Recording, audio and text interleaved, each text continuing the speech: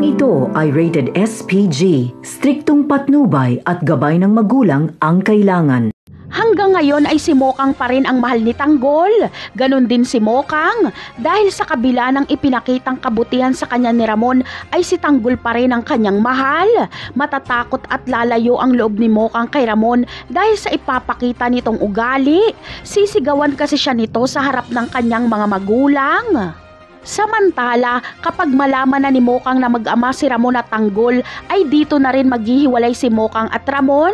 Mawawala din kasi ang pagmamahal ni Ramon kay Mokang kapag malaman niyang ibinuwis ni Tanggol ang kanyang buhay para lang kay Mokang.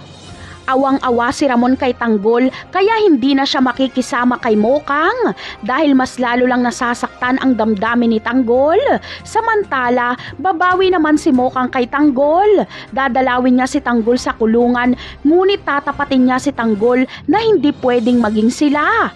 Ang gusto ni Mokang ay manatili silang maging magkaibigan. Kaya naman kapag makita ito ni Bubbles ay siguradong magsiselos ito dahil sa panahong ito ay mahal niya na si Tanggol at may nangyari na sa kanila. Ngunit irerespeto ni Bubbles kung sino man ang mamahalin ni Tanggol. Ngunit ang tanong ng marami, sa paanong paraan kaya malilinis ang pangalan ni Tanggol? Makakalaya pa kaya siya?